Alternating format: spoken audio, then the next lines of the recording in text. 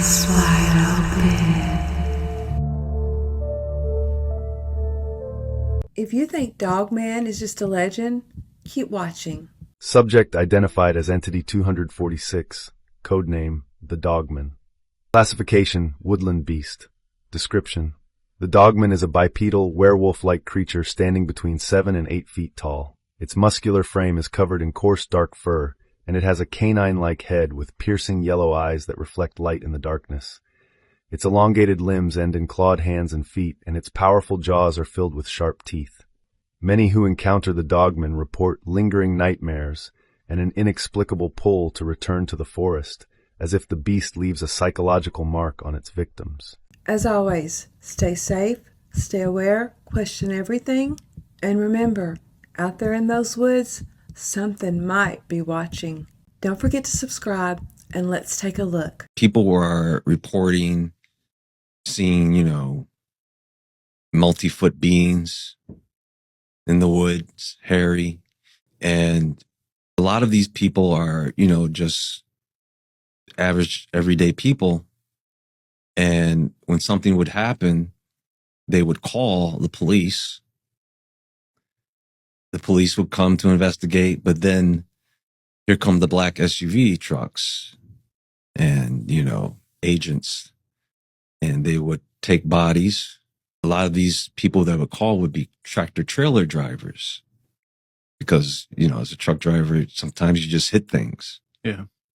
And in some cases, they would hit these creatures. They don't know what it is. I'm sure they could suspect what it is, but here come these men in black, I guess you could call them. Not the actual men in black, when we were talking about aliens, but, government agents would come in, quarantine the area, and take these bodies off, and then you would never see them again. There are multiple cases where people have reported these things, and you don't hear much about it. I think they're just left over because there is a strong spiritual aspect to these creatures. Mm-hmm. And when we're talking about Bigfoot, Dogman, whatever you want to call them, there's very similar, maybe not in how we perceive them, but the encounters are, if you didn't know anything about Bigfoot or Dogman at all, you could draw cleaner, logical conclusions to what this is. And because Nephilim beings or the descendants of them have those traits as well, being spiritual, if you just see one, it doesn't mean it's alone. That's just what you saw, without taking into consideration that there's other invisible entities that are probably surrounding it. Mm-hmm. And that is going to be their eyes and ears for your presence. And that's why it's going to see you before you even get anywhere close to it. And so what it allows you to see, that's just what it's allowing you to see at that moment. That's kind of like a distraction. It's actually a very good strategy because you would never see any of the other entities that are invisible. You'll see that and you'll be focused on that. And many people get caught up into the physical aspect of it. And I know that they're aware that there is a spiritual side to it. Malcolm, how you doing there, brother? I'm doing good, David. I'm blessed. Good, man. I want to get right into it. I want to talk about Dogman. What is Dogman, and what are they, first of all? Dogman is a cryptid that is specifically that can be on quadruped or it can stand on two legs bipedally. Normal eyewitnesses typically describe the cryptid to be anywhere from 7 feet tall to even up to 12 feet tall, and it has the head shape of a canine. I don't know why it's called Dogman because there's different variants of these cryptids. Most eyewitnesses describe it being like a wolf-like, so I guess you could call it like a wolf man, but people describe it being like very muscular and an apex predator. All right, and where are these mostly spotted? And how many spottings have there been? A lot? Just a few? I mean, From what I've investigated, David, they're everywhere, but they're not you won't hear them much on mainstream media. It is a major cover up that's been going around for a very long time. Yeah. If if you think back, even going back to the ancient Egyptian days, to think of Anubis, the Egyptians worship this deity, and I find it funny that his title is guardian of the underworld. So there's a strong link to these things in the demonic realm. Okay, so talking about the underworld, let's talk about secret societies. We know there's a lot of secret societies. I've talked about a lot of them on my show. What does these secret societies have to do with these creatures, dogmen, you might say, and how does that tie into the Nephilim? Well, secret societies, the ones who are allegiance with these things, well, we got to go back to what the Bible says in Ephesians chapter 6, verse 12, for we wrestle not against flesh and blood, but against principalities, against spiritual wickedness, and rulers in high places. So we know that the 13 bloodlines have created a shadow government, and these shadow government agencies, they've always been intrigued with advanced technologies and forbidden knowledge and things. And, they for a long time have played a role in making these genetic experiments super soldiers. And there's different variants of these dogmen, but they're doing a major cover up. And the reason why I believe they're covering these things up, because if you could prove there's a devil, you could prove there's a God. If there's a night, there's a day. If there's a up, there's a down. If there's a good, there's evil. So that's why Satan is using these powers to cover these creatures up. Okay, so let's dissect this. You say, are they creating these creatures, or are these creatures a part of the a part of the shape shifting of the Nephilim? Let's. Are they creating the creatures? Yes or no? Yes and no, both of them, because there's different. It's very complex, but there's different variants of these creatures. We got the Nephilim kind, Right. which they're making super soldiers. They're gene splicing some of these creatures, like in the Bible, in the book of Joshua, it talks about how these watchers, the fallen angels, have shown mankind how to mix seed with animals and things like that. And we know that fallen angels themselves are shapeshifters. In the book of Genesis, it says that Satan masqueraded as a serpent. In the book of Revelation, it says he transforms into a dragon. And we know in many tales that there's been deals with demons, people been making pacts with the devil to be able to physically shapeshift into these creatures. Mm-hmm. Skinwalkers, for example, the Navajos, Native Indians talk about them. There's an old legend named Peter Stump. He talks about satanic powers with the belt that he made a deal with the devil, being able to shapeshift into a beast, and they killed him. Mm-hmm. Mm-hmm. But Yeah. yes.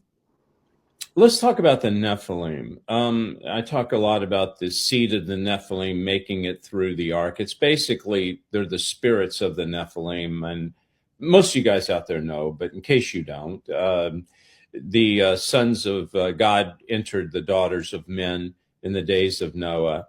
Malcolm referred to Genesis 6, and they came these, you might say, these super gods, you might say, inhabiting the earth, and God couldn't take it. I'm paraphrasing. He said, "That's it. I'm destroying it.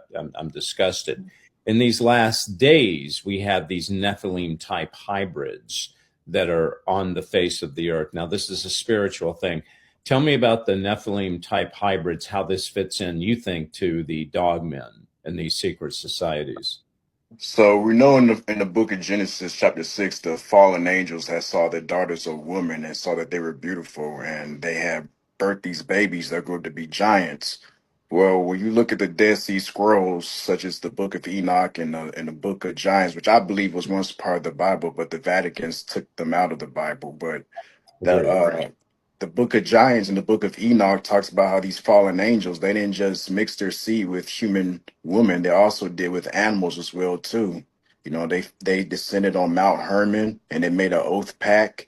Azazel was the leader, and they took 200 species, different species. Some were goats, some were rams, and other different species. So when you mix evil fallen angel DNA with an animal's DNA, what result would that turn out to be? So just think about any hybrids you could think of. That's why we see in all these different places, like in Greek mythology and other parts of the world. They talk about all these different things from satyrs, minotaurs, Yeah. and it goes deep.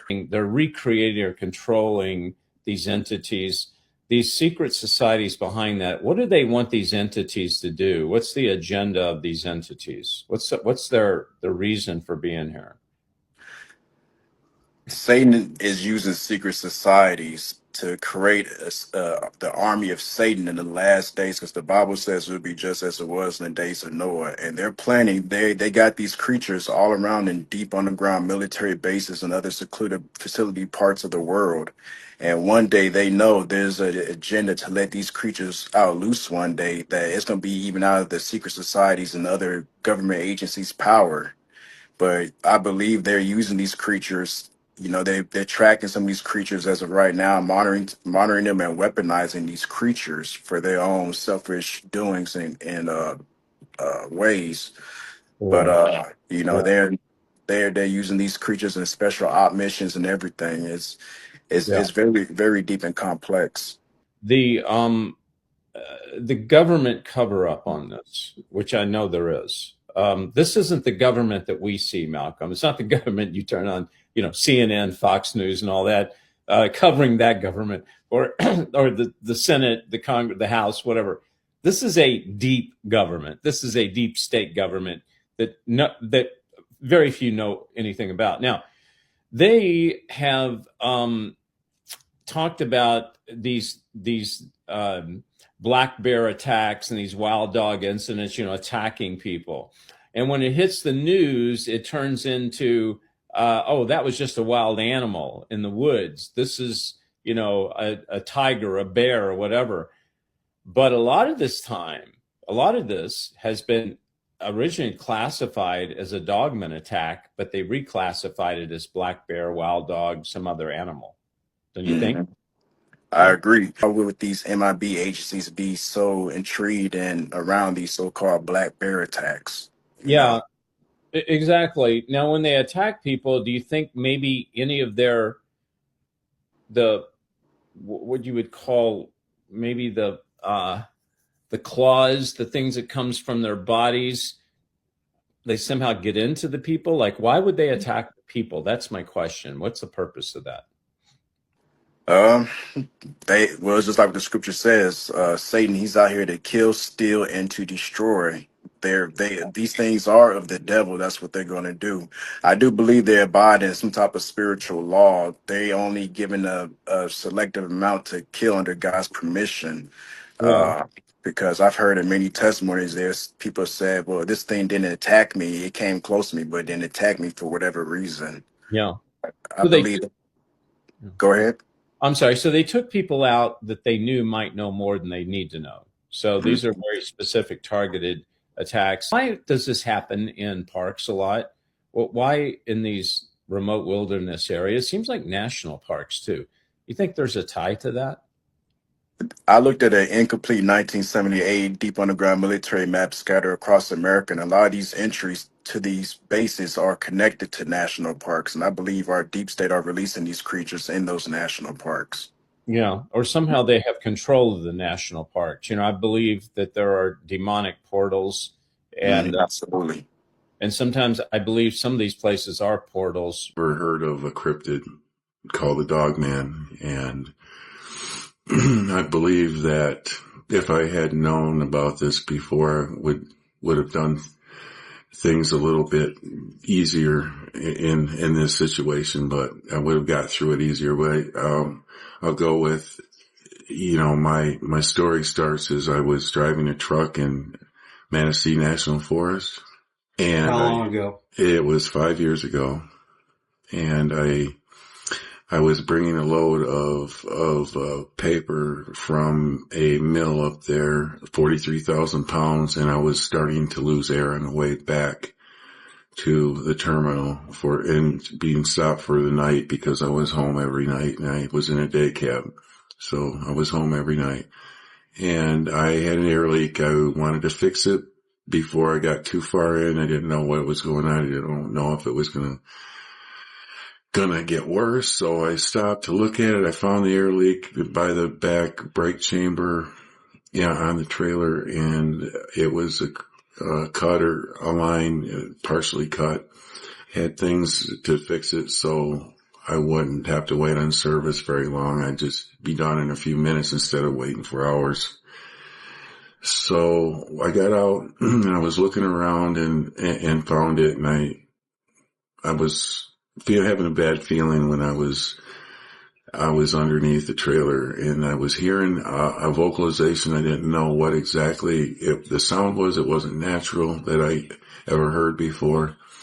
And I didn't pay a whole lot of attention to it at the time, but as I was looking, as those sounds and the feeling in my gut was just odd and not normal for me. And I was looking around and I saw some shadowing and a light being blotted out and everything. And this would have occurred between 7 and 8 o'clock in the evening. I didn't really give it a lot of thought. I just thought everything was normal still. But when I started driving, got on the road, checking my left side mirror for any traffic. This was on a 2-lane, paved road, very lightly traveled, but it is a main road through Michigan and the Manistee National Forest.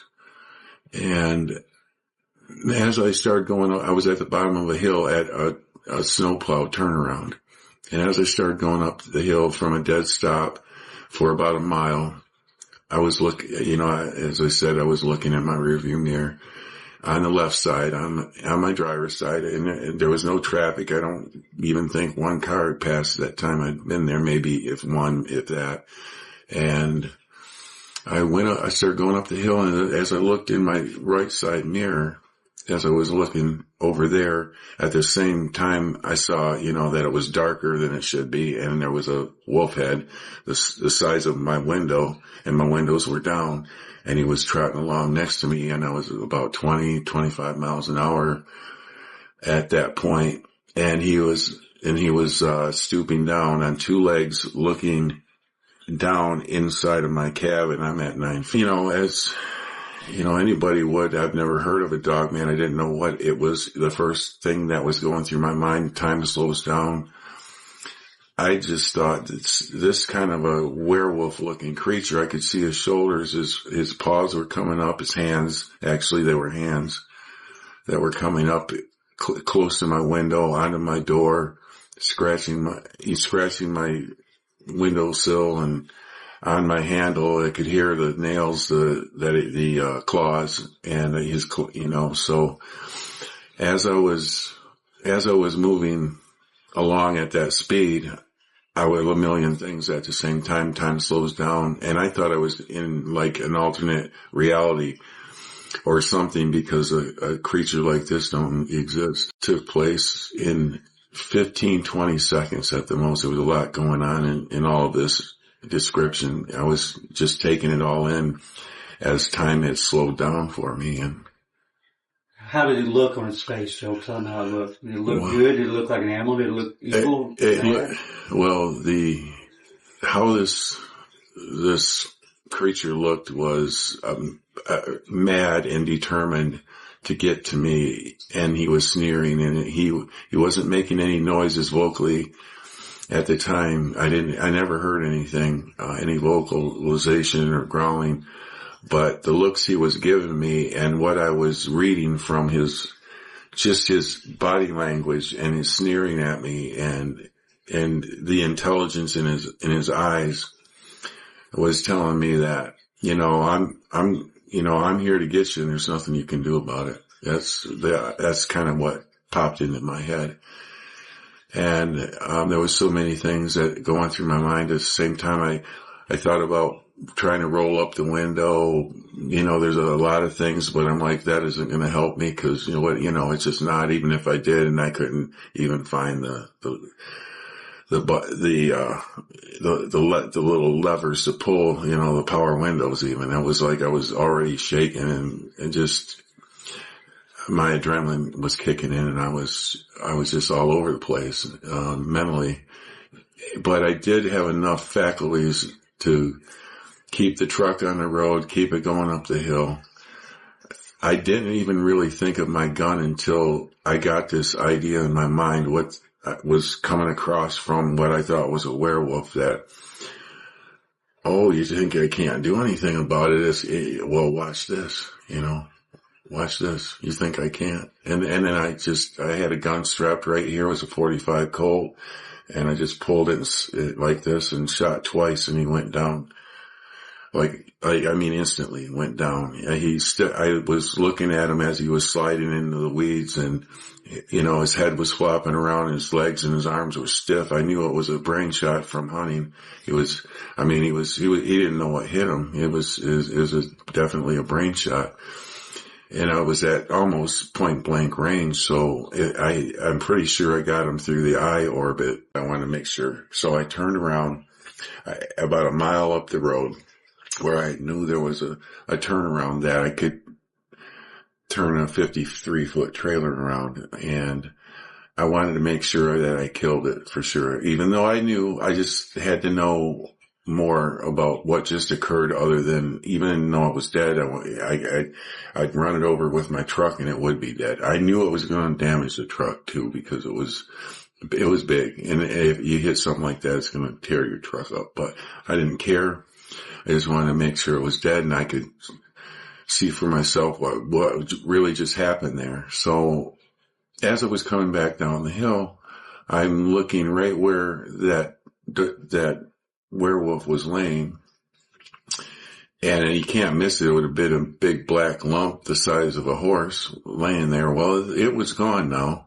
And this is maybe at the most 5 minutes after, by the time I got back to this point. So as I was trying to see what was going on, there was a Jeep parked right next to where that creature was laying, and you could see all of the weeds that were smashed down, plowed over by this creature. And as I was approaching, there was two people there looking around in the same spot where it had laid, and I was concerned about these people being in a spot where it's dangerous. And I stopped and I asked why they were there, what are they doing, if they needed help. And there was a man and a woman there, and they were just looking at me a little bewildered, and they just said, well, we were just stopped. There was something interesting. A couple of bears were fighting or something in this area, something like that, they told me. And they just thought they were looking for that, and they don't, of course there was nothing there at that point, but you could see where there was, there was some activity quite a bit. It would have been about 3 months, not even 3 months later, I was detained at a scale house by state police to wait for federal authorities to come and talk to me, or had some business with me of some kind. So after waiting for around there for a few hours, a couple of federal officials came up to me and told me that, in a very intimidating way, that when they first showed up, that they were very, very angry. The both of them, they were intimidating and angry, and I almost thought they were going to cuff me, but they didn't. I didn't know what was going on, and they said, "You killed one of our assets, and this is how things are going to go down from this point on." And I at first I didn't know what they were talking about, but then it just popped into my head. Well, the only thing I killed in the last year or so was that creature, and that these federal officials are now jumping on me about that. And that just popped into my head. So this is something that is their property. And they were mad that I killed it. And they were trying to get me to stop talking about it, because they probably knew who I was because of my narration story. Just everything. Tell us what you can. Right? But I do remember them saying, we can do a lot of things to make sure you don't talk about this anymore or discuss it with anybody. And you can, as a truck driver, you can't keep a job if you have a dirty drug test. A dirty drug test could happen, monetarily things can happen. And and they did shut my bank account off. So I think they were flexing to show that they can. So I did. I shut up. When I found out they could do this, I shut down and just shut it off up until recently, because I didn't want all that smoke, It just amazed me. So, like, why would these so-called agencies show up on these supposedly labeled bear attacks? You know what I'm saying? It's just more to it. And I'm pretty sure you know about the Knott County in Kentucky attack. Oh yeah, that we happened investigated those. Yeah, with Corey Kotze. You want to give a little insight about that? yeah. That was a odd situation because we got a picture of because he wasn't the only one who was attacked. There was a lot of animals that were attacked there also, and we have a picture of like the dead horse, and there's a huge canine print right there by the head of the horse. That was killed. His situation, they covered that up big time because the police were saying, well, that he and his family was part of a dogfighting ring that was taking place. And it was one of the dogs that they used to fight with, got out when he was trying to feed it and killed him. But, this thing dragged him like 400 feet up a hill. Right. And that don't make sense. A dog doing that? No, because here's the thing. If a dog's going to attack you, he's going to attack you there. Okay? He's going to kill you there. And you're not going to run 400 feet up a hill and not get caught by that dog till you're all the way to the top. Okay? It doesn't make sense. So that was their story. That's obviously a cover-up because, a horse is a very strong animal. And they'll fight and they'll kill you. I've seen a video of a donkey killing a mountain lion, just stomping the crap out of it and killing it. But a horse, for something to kill this horse and it had to be strong to take it down because, you're looking 400 or 500 pounds. Horse, and he's going to fight, and he lost his fight. But like I said, there's this huge canine print that was right there by the head. And we got a picture of it, and it wasn't any domestic dogs that were in the area because we didn't see any. And, the deputy that was there, accidentally stepped on it, the print. So, it was a cover-up. I believe definitely.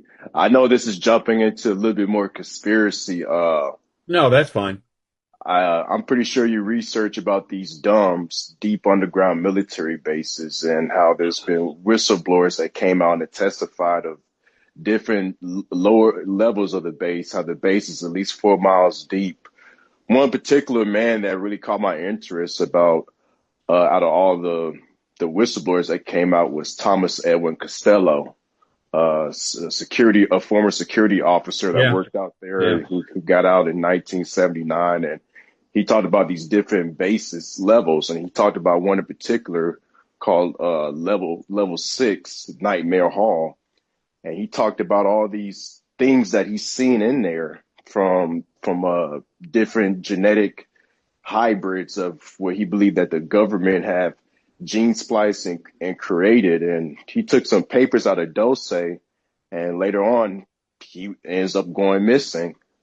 So do you think there could be a potential link with Dogman and some of these deep underground military base facilities? Because I looked at an incomplete 1978 underground facility map scattered all across America, and it showed that a lot of these entrances to these deep underground military bases are connected to national park, including Yosemite National Park.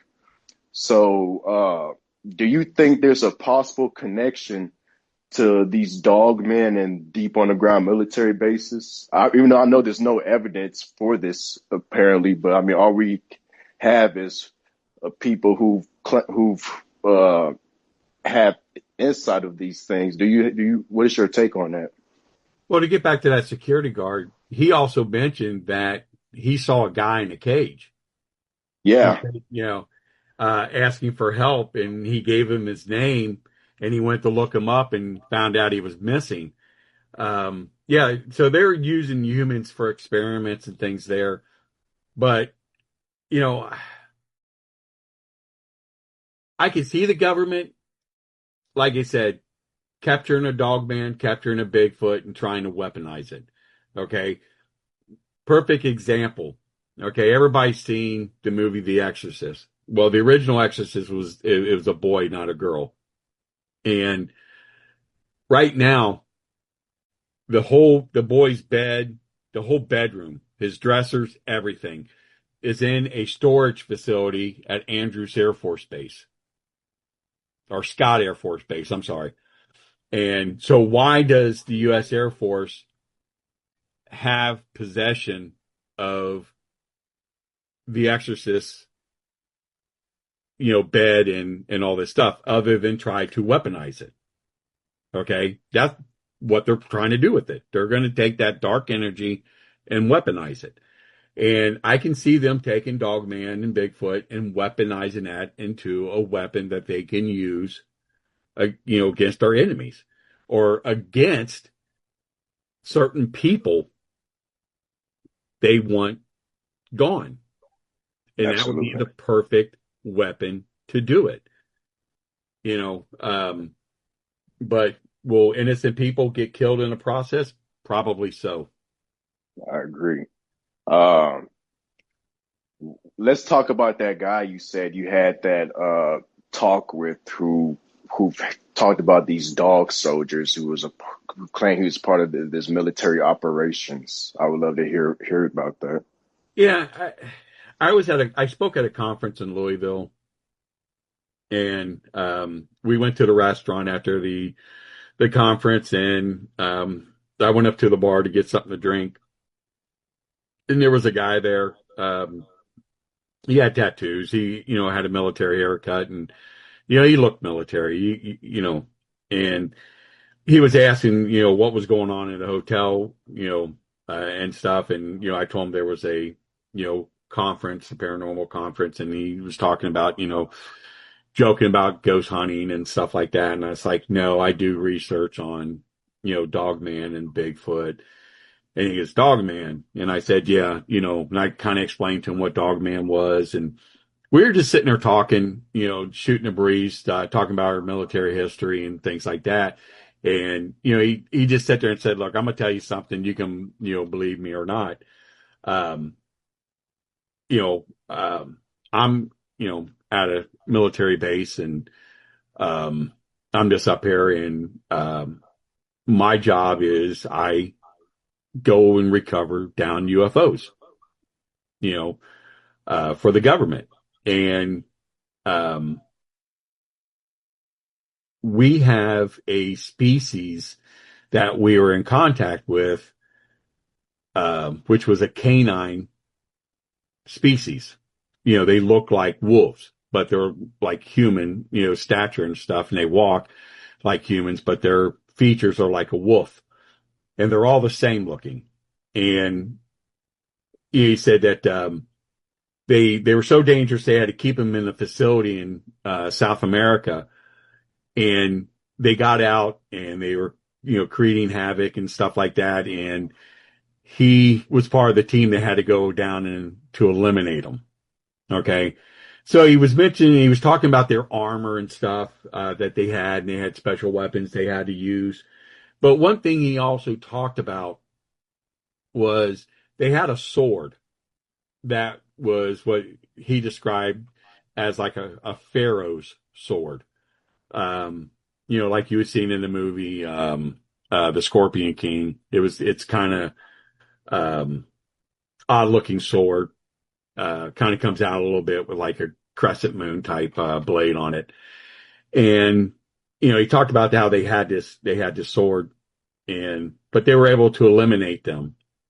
And Linda Godfrey got the same story like a year after I did. And I was talking to Linda at a different conference, and we were talking about it. And she goes, yeah, some guy came to me about the story that I met. And it was a totally different guy, because I said, this is what the guy looked like that told me. She goes, well, this is what the guy looked like. So they were like totally different people. A lot of people jump to the conclusion that if you're going to mention something that sounds like a werewolf, well, that's silly, because that was all made up by Hollywood. They just created that for purpose of scary movies with Abbott and Costello or something. And that is not true. I mean, those stories have been around a really long time all over the world in pretty much every culture. Correct? Yeah, like you said, it's kind of a natural impulse that people go, yeah, this is all fiction, this isn't real. We have kind of the Hollywood era of the werewolf starting in the 40s, and it's stuck around really ever since. There's been a new iteration every decade in one form or another. But we can point to as early as 1865, Reverend and author named Sabine Baring Gould wrote The Book of Werewolves. And this was a collection of werewolf folk tales and stories gathered from all over the globe that had been around since way before 1865. If we want to go back far enough, we can look as early as ancient Mesopotamia and see depictions of upright canine forms within their mythology and in their artwork. The idea of the werewolf started with Hollywood. Like you said, that's just not true. They've been here much, much longer. X-Files is my favorite TV show. I've been into sci-fi movies and TV shows for a long time. It's been my thing since I was a kid. And I'm sure you're asking yourself right now, what does X-Files have to do with Dogman? Honestly, absolutely nothing. I just really love the show, and it just so happened to be what I was watching when I had my Dogman encounter. So, I'm sitting at home. Wait. Let me say something else. Now, I had a few weird things happen around my property, but those things can be attributed to this pack of what I like to call gangster raccoons. These things are straight up terrorists. The little things roam all over my property, stay in and out of my trash cans. And I'm not sure if you're aware of this fact, but if you have a tangle with a raccoon, they will mess you up. Frankly, I'm kind of scared of them. Now, as far as my belief in cryptids like Bigfoot and Dogman, the whole thing just didn't make any sense to me. I figured, if these things actually exist and have been around in the woods for years, why was there no real evidence of them? One clear picture, not some blurry photo of leaves or trees. That's all I'm saying. Now, is there a possibility that these things could exist? Absolutely. There is a possibility. But you got to take into account a few things. They would actually have to survive the cataclysmic forces of nature, polar shifts, changes in the sun that cause the Earth's rotation to slow down and bring on ice ages. They would have to get by all those things. And then they would have to face the most powerful destructive force on the planet, human beings. Now, when you calculate the percent chances of something like that happening, it's like 1 to the negative 365. Way less than 0%. Now, since I told you that, I might as well tell you another thing about myself. I absolutely love lasers. Lasers are fun. I've been into lasers for a long time as well. And recently I bought 5 30,000 megawatt lasers. Took me some time, but I was able to create a laser gun out of them. This laser gun projects a beam, 149,000 megawatts. Now, for those of you who are not well versed in geek language, a 10,000 megawatt laser is strong enough to project over a mile away. My gun is 14.9 times stronger than that. It can cut through aluminum and even steel if you let it sit there and burn it for a long time. Now back to my story. So I'm at home watching the X-Files when I hear the garbage can out back start beeping. And yes, I have alarms on my garbage can because that goes back to these gangster raccoons that are always going in my trash. I decided the best thing for me to do was rig my garbage cans with motion sensors, alarms, and lights. That way, they would scurry off into the darkness. So, I'm in the middle of my TV show. I hear the alarm. I figure it's just the raccoons. I should be able to go to the back window, look out, and see them scurrying off into the darkness, right? Nope. When I get to the back window, which is in my room that I like to call my laboratory, but it's really not a laboratory. It's just my den that I transform into a room that I invent things and build things in. I look out of the window, and there's this dog outside. Now, I guess you can say dog, but using the word dog is a bit of an understatement. This thing was about 3.47 times bigger than any normal dog that I had seen. And if I was to try and put that to a scale to make the picture clear to you, imagine taking a common army ant, making it 3.47 times bigger. Now you have an ant the size of a mouse. Well, that's what I'm looking at. A dog 3.47 times bigger than any dog that I've ever seen. In the science world, this is what we call a genetic outlier. Something on the far end of the genetic scale. Now, there's only two ways that something becomes a genetic outlier. One, it survives, evolves, and adapts for millions of years. In my mind, looking at this thing, that was completely unfeasible. The other way an outlier is created is by man. Now, this creature is down on all fours, and I'm thinking to myself, yeah, this is a pretty big dog. And then it stood up and reached for my floodlight. And that's when I knew I had a huge problem on my hands. But at the same time, this also presented a great opportunity for me to test my laser on something made of flesh and blood. So I grabbed my laser gun and headed out of the back door. And when I turned the corner, it was holding the light bulb in his hand. Can you say genetically modified? I would think so. I aimed my laser and shot it square in the chest. And this thing's initial reaction was one of confusion. It looked down at the light beam on his chest. And then its eyes slowly followed the beam back to me. And at this point, I'm thinking to myself, this probably was a bad idea. I don't understand why this creature's not feeling this laser. It started to show its teeth and begin to pin its ears back. And as it slowly hunched over and lowered its body towards the ground, I'm thinking there's no way this thing is not feeling this laser. No way. Just as the panic started to set in, the hairs on its chest became inflamed. That's when it darted, moving to the left, trying to avoid the beam, setting even more of his hair on fire. Then it dropped down on all fours and took off running. When I walked back into my house, I was completely confused. The only thing I could think to do was call my childhood best friend. He worked in Washington, D.C. His job, to coordinate tasks and duties with the wildlife and fisheries departments all around America. I struggled to tell him exactly what I encountered.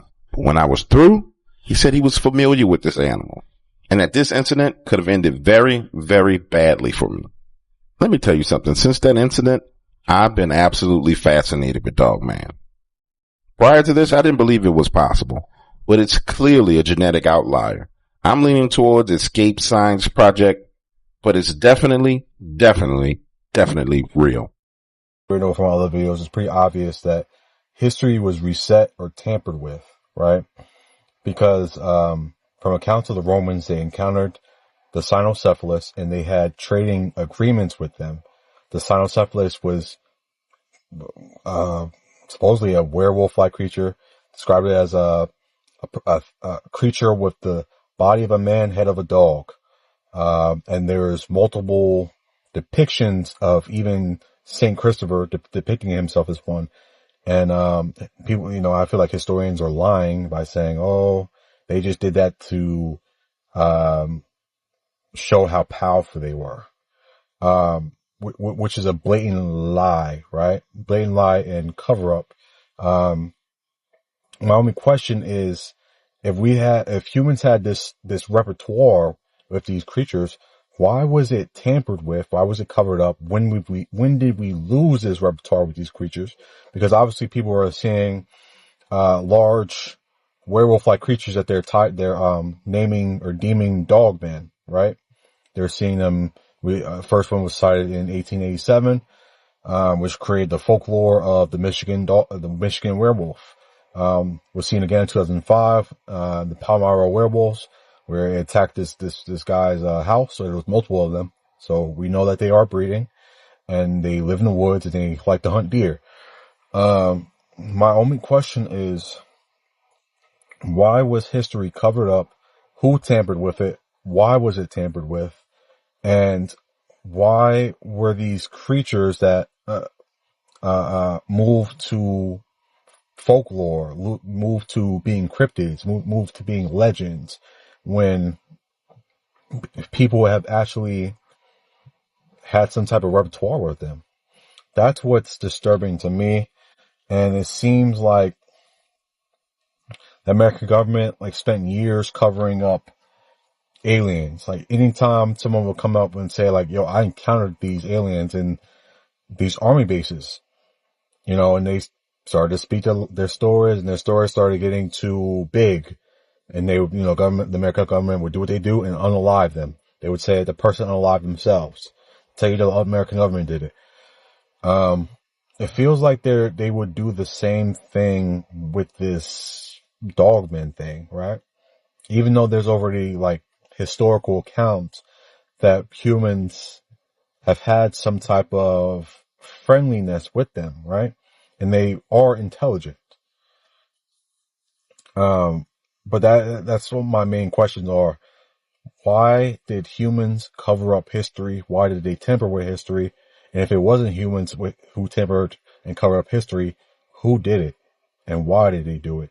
And why were they trying to hide history? San Antonio 911, do you need police, fire, or EMS? I'm not real sure, ma'am. I just watched the biggest it was a critter, but it smelled real bad. I'm a homeless female. I live right in the middle of the woods, around 151, just north of Claver on 1604 where the light is.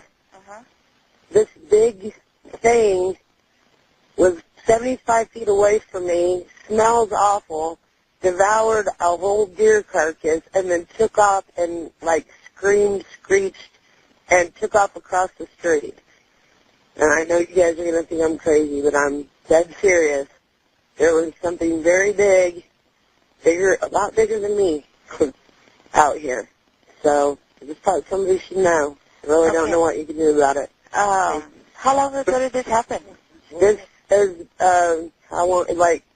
immediately. I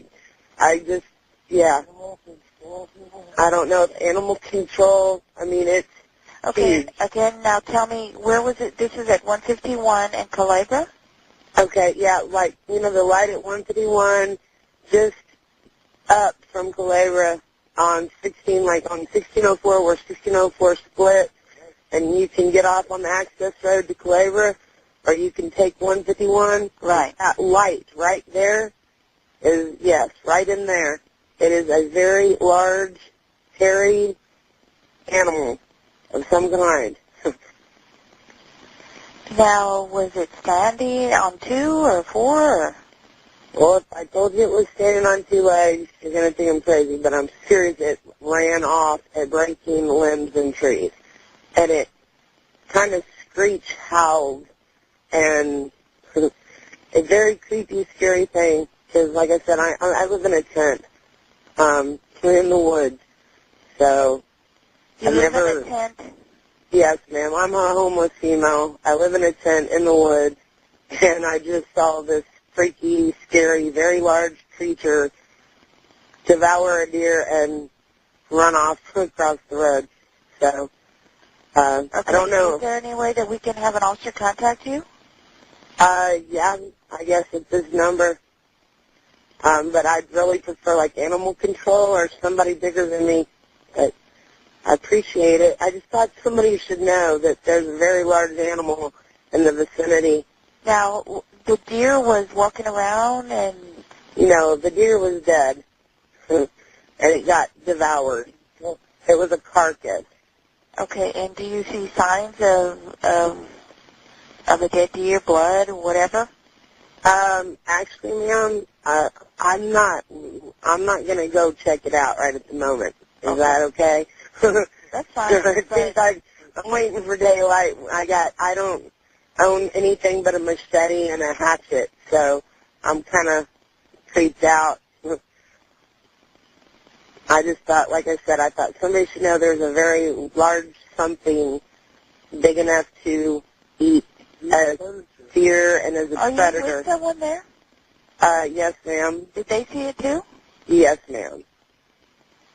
How about if I have an officer contact you guys out there? I'm not going to leave my camp right at the moment. If they want to come look at the light, she wants an officer to meet us. Yeah. We're not leaving where we're at, is what we're trying to say. I'm a little bit scared, and it's raining, and I just want somebody to maybe check it out in the morning when it's not dark. Well, animal control, dude. What I can do right now is I can have an officer patrol that area. Which direction did it run? It ran across the light at 151, like towards the water tower on 2 feet, like my husband said. Something very weird. I just wanted to make a documentation and have animal control. Had you ever seen or heard anything like this before? No, ma'am. No, I've lived in the woods for a while. I've lived in the woods for 6 years. I'm going to tell you right now, I've lived in the woods for 6 years. I swear to God, I've never seen nothing like this. This son of a bitch was bigger than me. And it had a very odd smell. I'm 6'3". I'm 6'3". It's bigger than me. So, 6'3"? It's bigger than 6'3". Yeah, it's very large. I carried the carcass off. Yeah. What did he say? He carried the carcass off. I mean, he carried it with nothing. I want to believe that it was a large cat or bear, but I'm thinking I'm not going to tell you what I think it is. What does he think it is? What do you think it is? Well, I tell you what, I don't know. I would be a liar if I said I thought I knew what it was, but I don't know.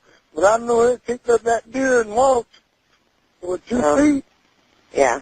It's a very large something that smells bad and is bigger than we are. So. Okay, so you saw it walk in which direction, or walk in which direction? Towards the light at 151 and 1604. It went towards the water tower. Went towards the water tower area. And it screeched, howled, yelled. Yeah. When it worked up. I mean, my husband's a very large, nothing's ever scared him, ever. And, I mean, saw it too. We both saw it, so. That's good. You send some no type of clothing or? No, it was fur. Okay. Or, as far as I can tell, I mean, it's a pretty light night out, because of the overcast.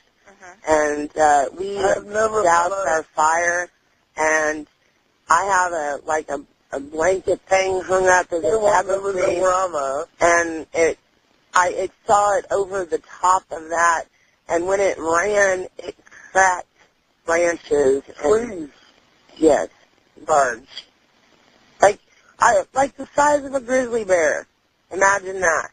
But on steroids with 2 feet. So, you had 2 feet, Mama. I know. I just know what. Okay. And did you, and what is your name? Jennifer. Yeah, it's raining now and we can't hear nothing outside, so it's kind of scary. But. Okay. All right. We'll have an officer patrol that area and see what we can find. I know. I mean, you guys might be able to find something. Animal control might be able to find tracks or something in the morning. It's hard to find tracks on this area because it's not. She said she's going to send a patrol around the area. So, right. And yes, you can call. Okay, they get the light and call. They get the light. Get to the light and sound the siren. And sound your sirens. He'll come out of the woods and talk to you. I'm scared to death, dude. And you guys have your tent set up at 151 in Culebra? I mean, not exactly, but yeah, I mean, it's in the area. Just go to the light and sound the siren, and we would hear you where we're at. And I'll come to you. At 151 and 1604, right? Yes, ma'am. Okay. All right. All right. Thank you. You're welcome. What kind of advice would you say if somebody goes out and they see one? What would best advice you give them? Never point a gun at them. The gun will be your last resort. Mm-hmm. If you come up on something aggressive, you do what you got to do. But I've heard horrible stories of people that have done that and they didn't make it out. And the one thing you got to remember, they're hardly ever alone. Mm-hmm. If you see one, there's probably multiples that looking at you that you don't see. Are you reading me? Come in. Hello? Thank you for watching. If these Dogman encounters sent a chill down your spine, make sure to subscribe and drop your thoughts in the comments below.